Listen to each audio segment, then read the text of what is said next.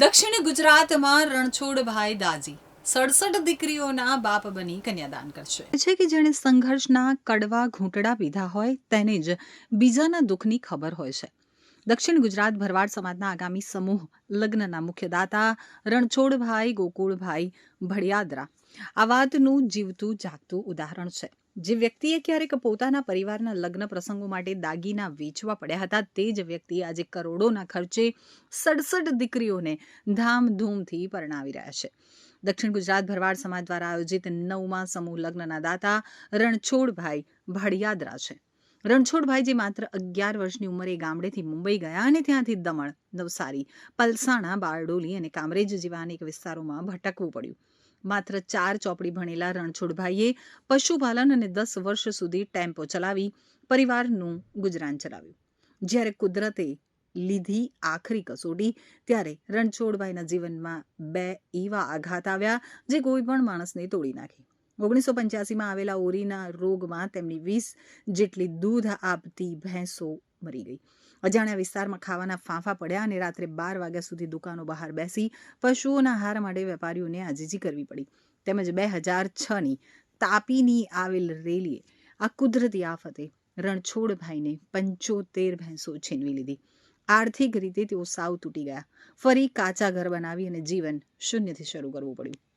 વિચાર તો અમે સૌરાષ્ટ્રમાંથી દુષ્કાળ પડ્યો એટલે અમે દક્ષિણ ગુજરાતમાં પ્રયાણ કર્યું હતું. અહીં અમે ફર્સ્ટ ક્લાસ માલ પશુધનને સારી રીતે જીવાડવા માટે અને અમારા પોતાને ગુજરાન કરાવવા માટે દક્ષિણ ગુજરાતમાં આવ્યા હતા. અમે આજથી 30-40 વર્ષ પહેલાં અને અહીં આવીને અમે ફરતા તાલુકાના ગામડાઓમાં ફરતા પછી છેલ્લે રાંદેરમાં આવીને વસવાટ કર્યો અને છેલ્લા 35 વર્ષથી રાંદેરમાં રહીએ છીએ અને પશુધન રાખીને ગુજરાન કરતા હતા. એવામાં 88માં ઓરીનો રોગ આવ્યો ત્યારે અમારું બધું પશુધન મરી ગયું. 5-6 પાડી રહી હતી એને અમે મોટી કરી અને બીજી 2-3 તો ભેંસો ખરીદીને પાછું સંઘર્ષ ચાલુ કર્યો અને ધીરે કુશળતાપૂર્વક 75 ભેંસ કરી.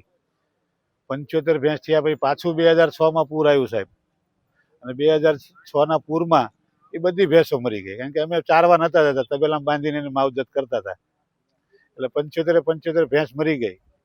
વળી પાછો સંઘર્ષ શરૂ થયો અને સરકારના પણ હારા પ્રતાપ કે ત્યારે અમારી પાસે ઉપર આકાશ ને નીચે ધરતી, ઝૂંપડું, મકાન બધું જ તણાઈ ગયું હતું.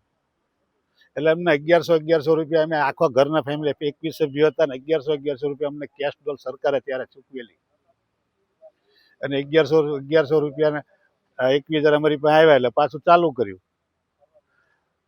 મારી પાસે 400 ટેમ્પો હતો એનું ઓઇલ બદલીને વળી પાછી રોજી એ ટેમ્પો ફેરવીને અમારું ગુજરાન અમે ચલાવતા હતા. ધીરે બીજા ધંધામાં ડાયવર્ટ થયા કે ભાઈ હવે હારા પડતા આવડ્યું, ભેંસું તો કરી જ થોડી, તો પાછા બીજા ધંધામાં ડાયવર્ટ થયા અને મેળ પડ્યો. માલિકે અમારી સામે જોયું અને કુશળતાપૂર્વક ઈમાનદારીપૂર્વક કામ કર્યું. ધીરે સફળતા મળી. તો એનું પરિણામ આજ તમે જોઈ રહ્યા 67 દીકરી પરણી રહી છે. તમારી 2 દીકરીઓ પણ સાથે પરણી રહી છે, એના મોંઘવારીમાં લોકોને શું કહેશો? હું તો મારા જ્ઞાતિ પણ સંદેશો આપું છું, મારા સમાજને, ભરવાડ સમાજને અને સર્વ જ્ઞાતિને પણ સંદેશો આપું છું કે દીકરીઓ જેને માલિકે આપ્યું હોય, જેનો વ્યવસ્થિત સંપત્તિ સાધનવાળા માણસો હોય એને આ રીતે જ દીકરી પરણે. તો મારી દીકરી પરણાવવાનું હું એ દાખલો જ બેસાડવા માંગુ છું કે ભાઈ આ રીતે દીકરી પરણાવો. આપણી 2 દીકરી તો ભણશે, હારે સમાજની અને બીજી જ્ઞાતિની પણ ઘણી દીકરીઓ પરણી જશે. બધા આ રસ્તે ચાલે એવી નમ્ર અપીલ. રણછોડભાઈના મા બાપની ઈચ્છા હતી કે તેઓ 11 જરૂરિયાતમંદ દીકરીઓને પરણાવે. મા બાપની હયાતીમાં સપનું પૂરું ન થઈ શક્યું, પરંતુ આજે ઈશ્વરની કૃપા અને જમીન દલાલીના વ્યવસાયમાં મળેલી સફળતા બાદ દાજી આગામી 25 જાન્યુઆરી 2026ના રોજ 67 દીકરીઓને પરણાવી રહ્યા છે. આ પ્રસંગની સૌથી મોટી અને ઐતિહાસિક વાત એ છે કે રણછોડભાઈ પોતાની 2 સગી દીકરીઓને પણ આ જ સમૂહ લગ્નમાં પરણાવશે. આજ દિન સુધી કોઈ મોટા દાતાએ આવો દાખલો બેસાડ્યો નથી. 51 વીઘાના વિશાળ ગ્રાઉન્ડમાં ભવ્ય પાર્કિંગ અને કાર્યક્રમ યોજાશે. અંદાજે 50,000 લોકોની હાજરીની શક્યતા છે. કબાટ, બેડ, વાસણો સહિત 75થી વધુ જીવન જરૂરી વસ્તુઓ દરેક દીકરીને ભેટમાં આપવામાં આવશે. ભરવાડ સમાજ સંઘર્ષવાળો સમાજ છે. મેં જે દિવસો જોયા છે એવા દિવસો મારી દીકરીઓએ ન જોવા પડે એટલે જ આ આયોજન કર્યું છે. તેમના જીવનનો વળાંક આજે લાખો લોકો માટે પ્રેરણા બની ગયો છે.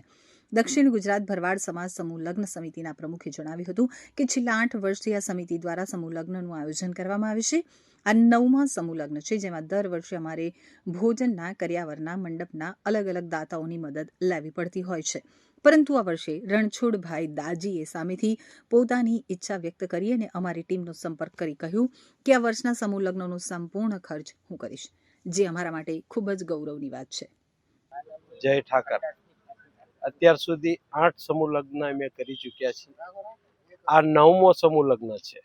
8મા સમૂહ લગ્નમાં અમારે અલગ અલગ બધા દાતા હોય છે અને અત્યારે જે આ 9મા સમૂહ લગ્ન છે ને એમાં અમારે રણછોડભાઈ ગોકુલભાઈ ભડિયાદરા ઉર્ફે દાજી સંપૂર્ણ સમૂહ લગ્નના દાતા છે.